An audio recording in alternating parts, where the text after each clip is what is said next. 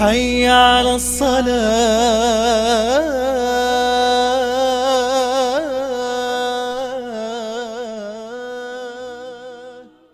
الله أكبر الله أكبر.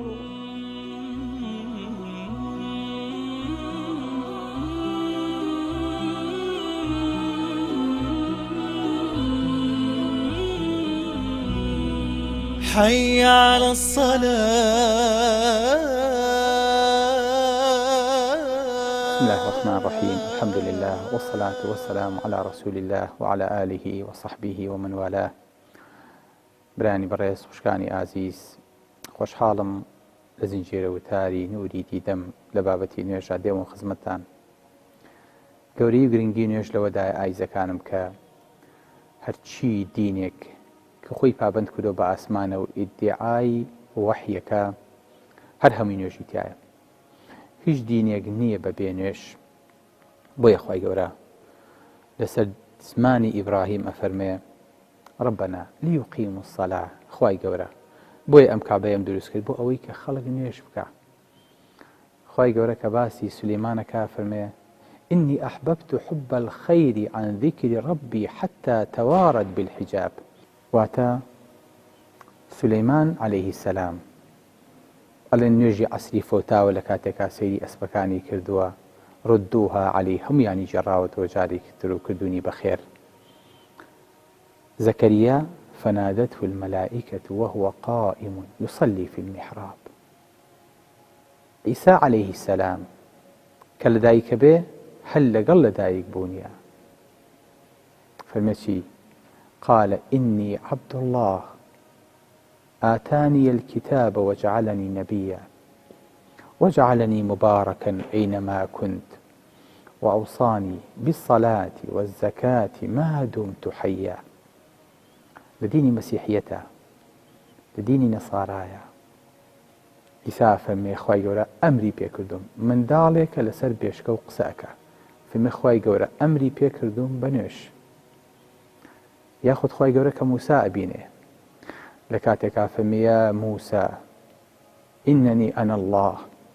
ئەی موسا من خوای تۆم، ئەی موسا من ئەڵڵام، إنني أنا الله لا إله إلا أنا.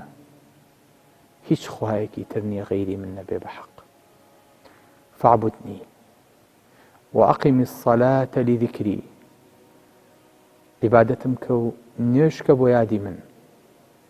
إن الساعة لآتية أكاد أخفيها لتجزى كل نفس بما تسعى.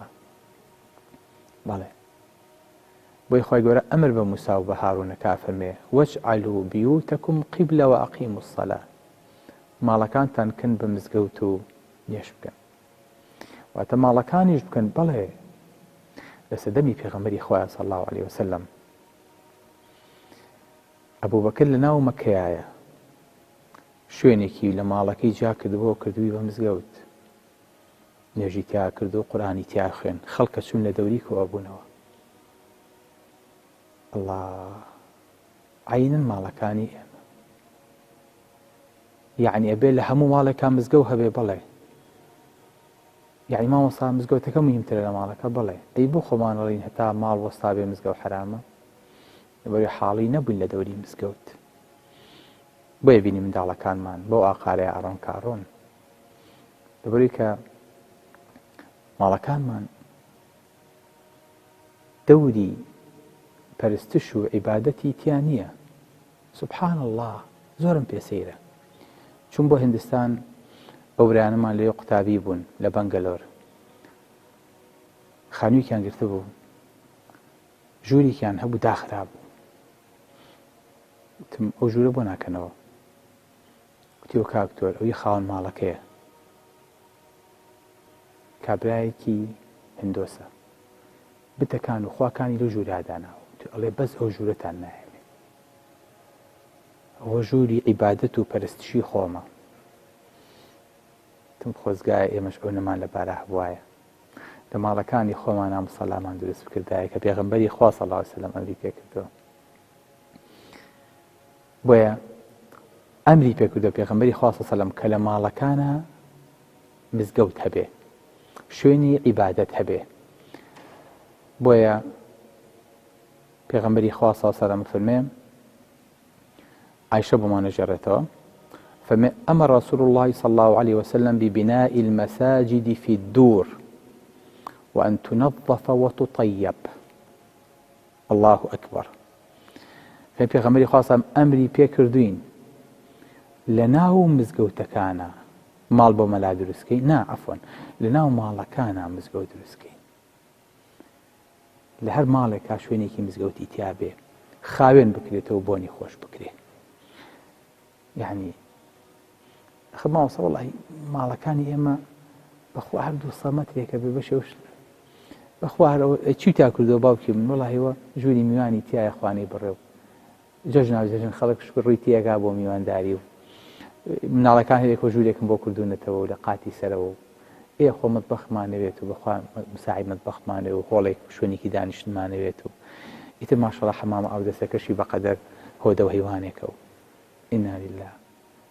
شوێنێک بۆ مزگەوت، شوێنێ بۆ عیبادەت، شوێنێ بۆ پەرستشن نییە. عەتبانی کوڕی مالیک کابرایەکی کوێرە نابینایە، ئەڵێی پێغەمبەری خوا بارانە بێت و لافاو هەڵەکات و تاریکی شەو میش ناتوانم بێم بۆ نوێش، لە ماڵەکەمان لە شوێنێکان نوێش بکە بۆی کە بیکەم بە موسڵا و بە مزگەوت. پێغەمبەری خوا صلی الله علیه و سەلەم فەرمێ حەزەکەی لە کوێ نوێش بکەم؟ فەرمێ حەزەکەم ئەلێوانەیە نوێش بکەی. شوێنەکەش بۆ پێغەمبەری خوا دیاریەکە، هەندەسەکەی خۆیەتی، مهندسەکەی خۆیەتی. پێغەمبەری خوا نوێژی تیاکا و ئیکا بە موسەڵا دوای پێغەمبەری خوا، چونکە حەزەکە شوێن پێکانی شوێن سوزدەکانی لە شوێن پێ و سوزدەی پێغەمبەری خوایە بێ صلی الله علیه وسلم. ئەمە بۆ بە خەمی ئێمە تا ئێستاکەنە، مهندسەکانمان هەتا ئێستاکەنە حسابی ئەمەیان کردووە. حەقە لەمە دووە ئەگەر ماڵمان دروست کرد شوێنێکمان هەبێ پێی بوتێ شوێنی نوێژ، هیچ شوێن ناگرێت دڵنیاتانەکەم. نەکەر ئەوە ئێستا خەڵکێک کە بەرماڵی هەیە لە ماڵەوە ڕاهێخا لە با بە بەرماڵەکە لا بە بیدعەیە لەسەر نوێژەکە ئەرزەکە نوێژەکەم وانە. پێغەمبەری خوا صلی الله علیه و سەلەم شتێکی هەبووە لە شێوەی حەسیری ئەمڕۆیە پێوترا خومرە، کە بەرماڵی ئەمڕۆیە لە کاتێکا چۆ بۆ سوزدە ئەژنۆ و دەست و ناوچەوانی گرتو و لەسەری سوزدەی بردووە. لە هەندێک لە ماڵەکانە هەی بۆ پێغەمبەری خوا صلی الله علیه و سەلەم و نوێژی لەسەر کردووە، بۆی کە فێرمان کا فعلەن لەبەرەوە ئەو سونەتەی کە هەیە هەتا ئێستاکەنەش کورد لە ماڵی خۆیان ئەڵێ ئەوی بەرماڵی نەبێ دەرماڵی نییە، یعنی ئەی بەرماڵی نەبێت پیاویش نییە لە ماڵەوە، دەرماڵیشی نییە. وەیە سەرورە لە ناو ماڵەکانان چیمان هەبێ، هەم شوێنی موسەڵامان هەبێ و هەم بەرماڵمان هەبێ کە نوێژەکانی لەسەر بکەین. لەبەر چی؟ لەبەر گەورەی ئیشەکە. بەڵێ خۆشەویستەکانم، یەکێک لە ڕوکنە گەورەکانی ئیسلام کە دیتە ناو دینەوە چییە؟ نوێژە. کاتە کە شایەتمانی هێنا یەکەم شتکەیەکی خۆتە شوی دوورکات نوێژەکەی، یەکێ لە پایە گەورەکانی ئیسلام کە ناکری ئیهمالی تیا بکرێ. بۆیە پێغەمبەری خوا صلی الله علیه و سەلەم حتا لەسەر مەرگای فەرموو ئەسەلا وما مەلەکەت ئەیمانوکم، کورە نوێژەکانتان تا ئەو حەددە داکۆکی لەسەر نوێژە کرد. دیقەتی عومەری کوڕی خەتاب بن خوای لە ڕازی بێ، لە کاتێکا لە نوێژی بەیانیە شەهید دەکرێ یاخود برینا دەکرێ بێهۆشەکەوێ، ئەفەرمێ خواردنەکان شیرمانەیە ناپسکیەوە لە ڕێخۆڵەکانی ئەو هاتە دەرەوە، یعنی بێ ئەو خەنجەرە ژەهراویە چی بڕی بێ، چەند قەفی لە ڕێخۆڵە و لە مەعیدە و لە بۆرەکانی خوێنی بڕی بێ، بۆیە بێهۆشە بێ. ژا عومەر هی ئەوە نییە بە خەنجەر یا بە چەند خەنجەرێک بکەوێ، کە هۆشەکاتەوە فەرمێ چی وەسم چۆنە، کە هۆشەکاتەوە لێ زوو دکتۆرم بۆ بانکن، کە هۆشەکاتەوە فەرمێ ئەرێ ئەژیم. بۆیە عومەری کوڕی خەتاب لە جاتی هەموو ئەم قسانە کە پێ ئەکرێت و لێ ئەدرێ أفرمي أصلى المسلمون الفجر، يعني حتى أقايل يبو كأمل نجي بيانيا بو بيكراو. سبحان الله، تخول مصعي هابي همو خلق بروشي تويتي توش بروشي نشت. بلى أفرمي لا إسلام لمن ترك الصلاة. دینداری بۆ کەسێک نییە، ئیسلامەتی بۆ کەسێک نییە کە نوێژ نەکا. لەبەر چی؟ لەبەرەوەی کە پێغەمبەری خوا صلی الله علیه و سلم فەرمێ سەدیدوا وقاربوا واعلموا أن خير أعمالكم الصلاة. بزان باشترین کردەوەتان نوێژەکانتانە. ولا يحافظ على الوضوء إلا مؤمن. کەس پارێزگاری لە دەستنوێژ ناکا و بەردەوام دەستنوێژی نییە ئیلا ئینسانی موسڵمان نەبێ. بۆیە بینی خۆشەویستەکانم، بە شانازیەوە نوێژ لە دینی ئێمەیە بە هەموو وردەکاریەکەوە دابەزیوە. صلوا كما رأيتموني أصلي. هیچ دینێک نییە بە تەحەداوە وەکو ئێمە نوێژی بە وردەکاریەکان دیاری کردە بێ. بزانی چی ئەکەی، چی ئەڵەیت، سونەتەکان چییە، جوڵەکانی چییە، چەند ڕکاتە، لە کەیا ئەکرێ. هیچ دینێک نییە ئەم وردەکاری تیا بێ غێری ئیسلام نەبێ کە مباشەرەتەن لە پێغەمبەرەکەیەوە فێر بووە. بە کابرایەکی مەسیحی بڵێن زەحمە نەبێ ئەم نوێژەی ئێوە لە کتێبەکانتانە هەیە؟ ئەڵێ نا. عیسا عەلەیهی سەلام ئاوا نوێژی کردووە؟ ئەڵێ نازانی.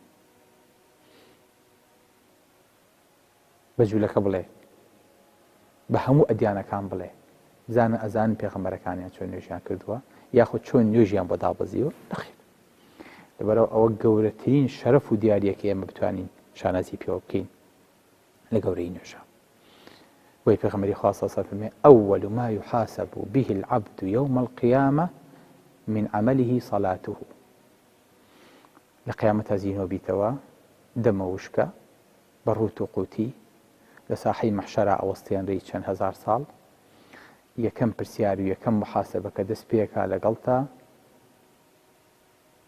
حەزەکەی چی بێ؟